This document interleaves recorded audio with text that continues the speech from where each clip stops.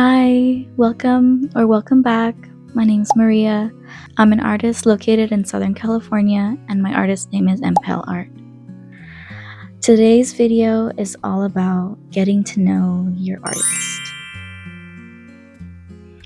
And I wanted to do one of these because I feel like a lot of my videos have been about just the process and the breakdown of how I do my art and what I do as an artist, but none of my videos dive into who I am as a person.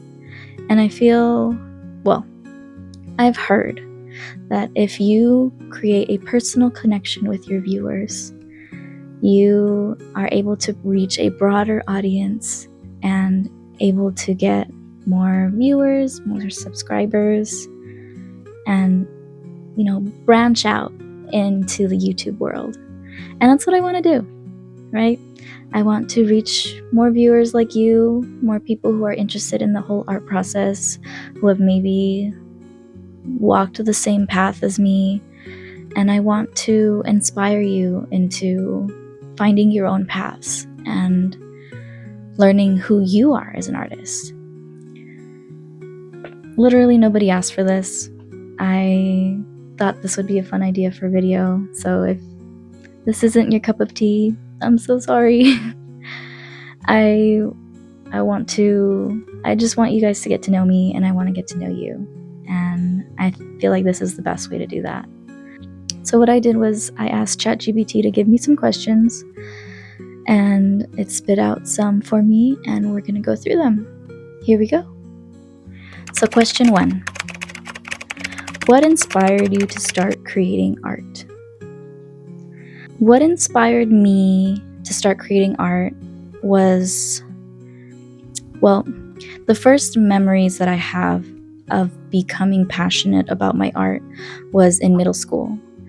I discovered anime.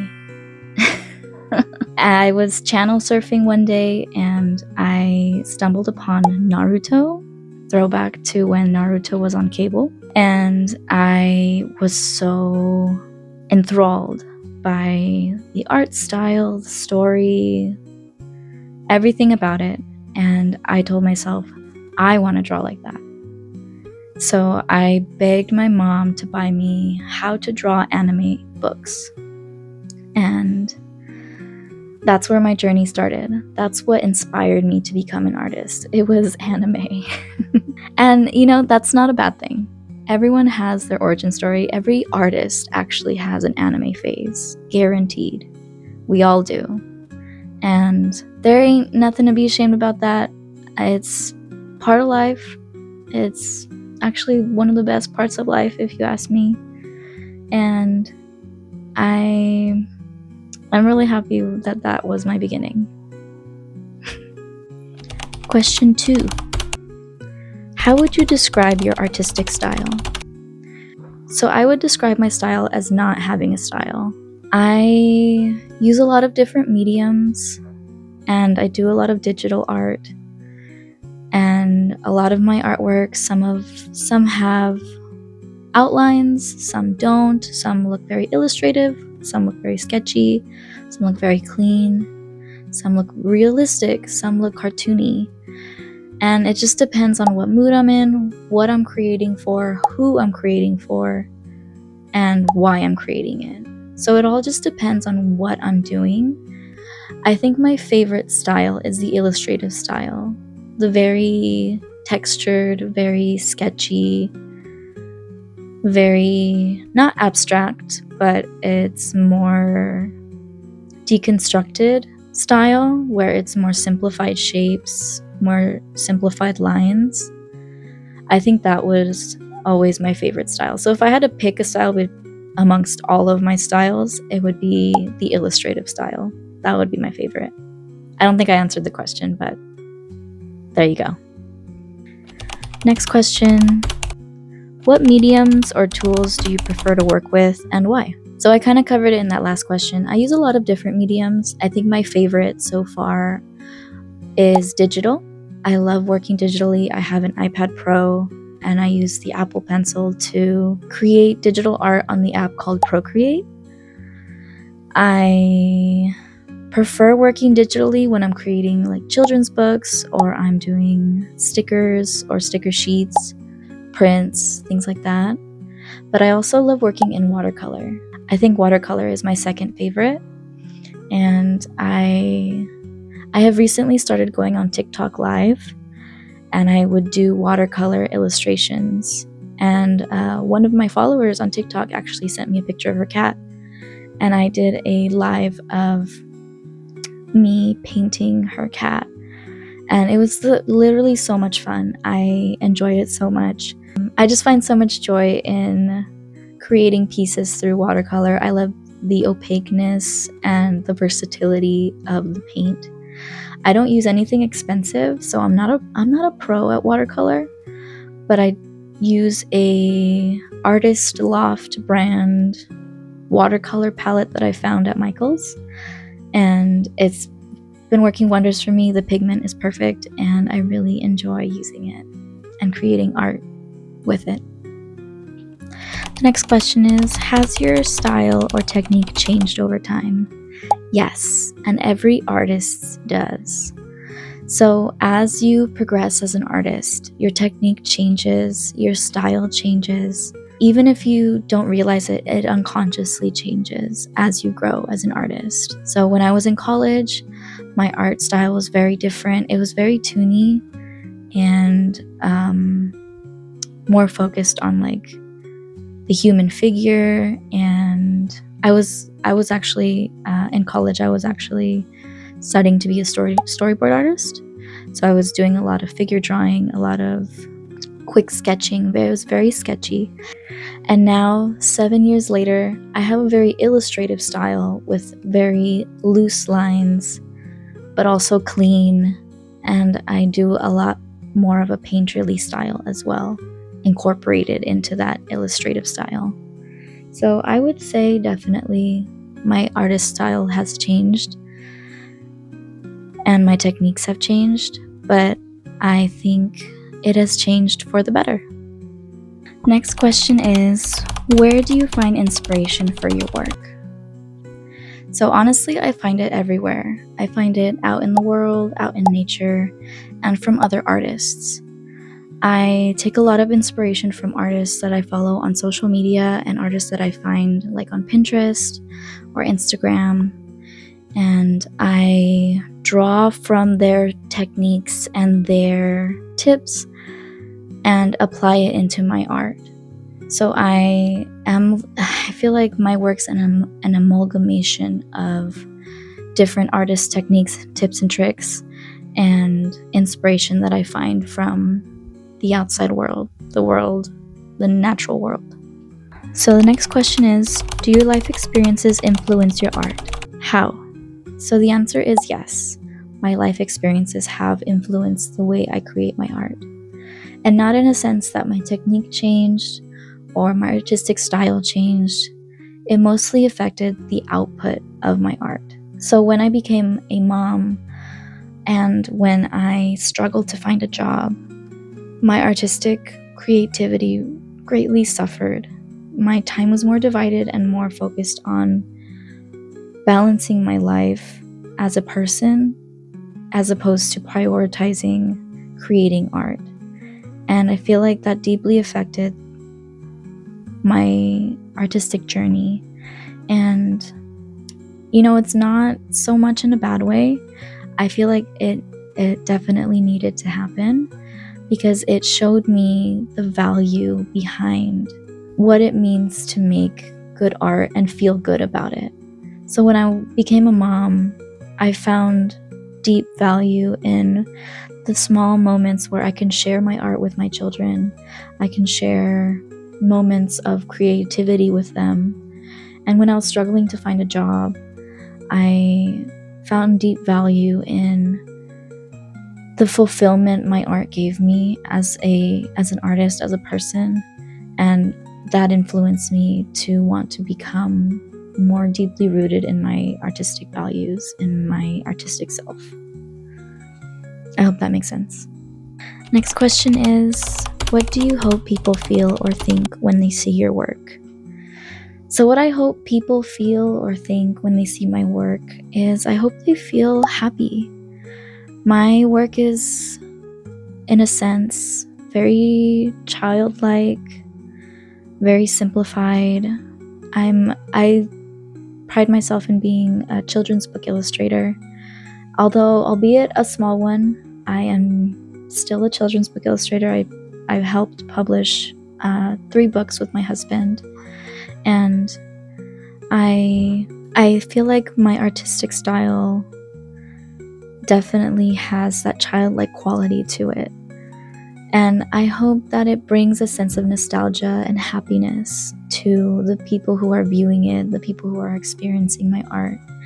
Because that's the point, right? I want to reach a part of my viewer that shows them back to being a kid, that shows them what it feels like to be a kid again, and have that childlike nostalgia of bright colors, simple lines, rough textures, and I want to make them happy. That's what I want my viewers to feel, and that's what I hope they feel.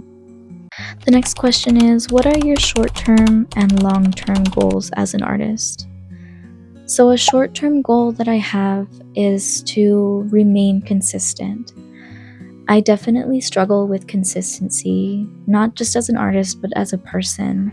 And I really want to work on creating that sense of consistency in my work, in my output.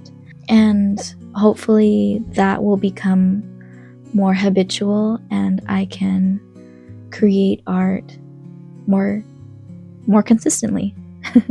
A long-term goal for me is to reach a broader audience and to have my art be a sustainable living for myself. That is my long-term goal. I have always wanted to live off of my art, live off of my creativity, and most artists, that's their goal as well. And I want more than anything in the world, to make money off of the joy my art brings to others. I want to be able to buy a home with it. I want to be able to pay off my car with it. I want to be able to throw some quinceañeras for my daughters with it. I want to be able to do so much with the potential of my artwork. I truly believe I have the potential to do that. I don't know if I'm just in my head, but I feel like it can happen someday, and maybe I'll look back on this video and think, you had the right idea, Maria. Or maybe I'll look back on this video and think, oh my god, what was she thinking? But but yeah, that's my long-term goal. I want to make a living off my art.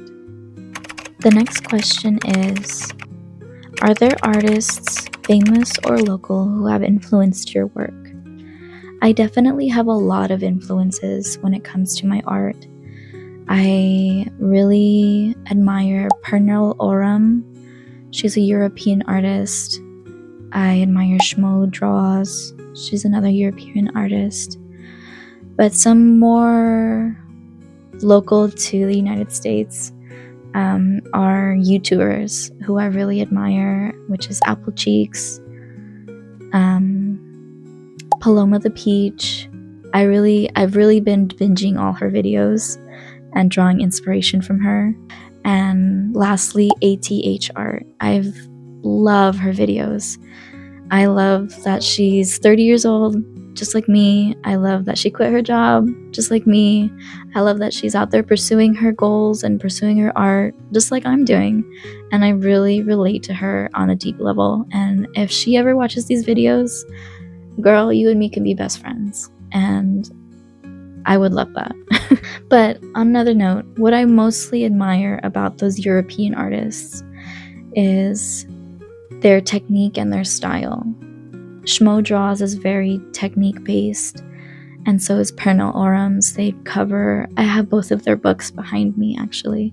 They cover a lot on color theory, anatomy, technique, perspective, things like that, color theory. I don't know if I said that already.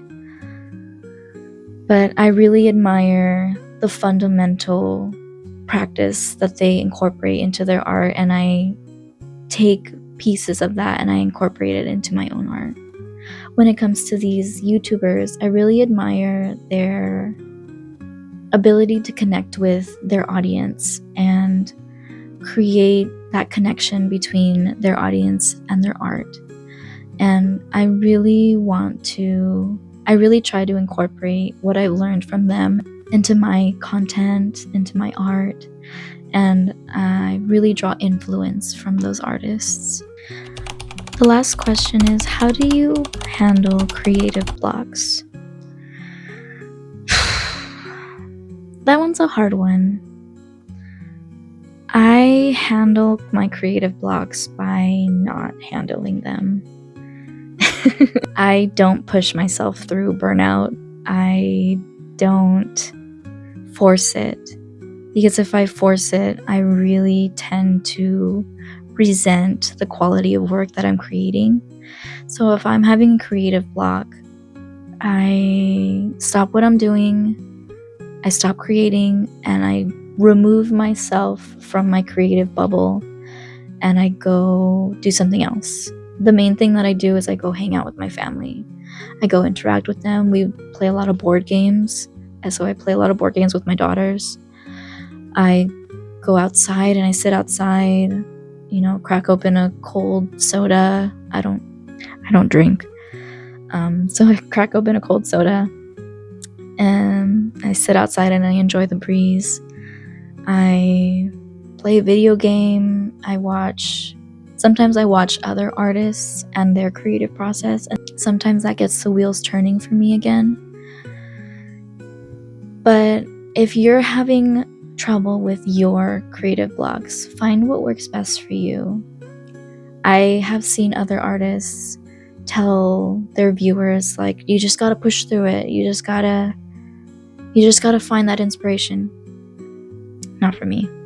If you're like me and you need to take a step back, do it. Find what feels best for you, and if that means taking a step away from your art for a while, then that's what you need. Listen to your body, listen to your brain, and the art will come. The artistic inspiration will come. And if it doesn't, leave me a comment and we can figure it out together. Yeah. So I honestly don't know how many questions that was. I was not keeping track. But I think this was a very successful Q&A session with your artist, your girl, Maria. And I'm really happy to have spent this time with you. And if you made it to the end of the video, thank you. I appreciate you. I don't get paid to do any of this. I really just want to reach a broader audience. So if you have time, if you want to support me as an artist, hit like, subscribe. I told my daughter that I would say that on this video. Like and subscribe. But we don't have that kind of energy here. My energy, this is as energetic as it gets for me. But if you want to support me as an artist, please like the video, shoot me a comment, tell me what you think. If you have any other questions for me, I'd love to hear them. I also have a Patreon. If you want to sign up for my Patreon, you get monthly rewards and stickers for only $5 a month. And it's a fun little community. I only have 4 patrons right now, but I intend to build that community, that sense of community, that sense of friendship. So if you want to be besties, if you want to view my art on a different platform, hop on over to Patreon. I would be so happy to see you there. And I think this is where I'll end the video. I really appreciate you sticking around till the end, and I hope to see you in the next one. Bye!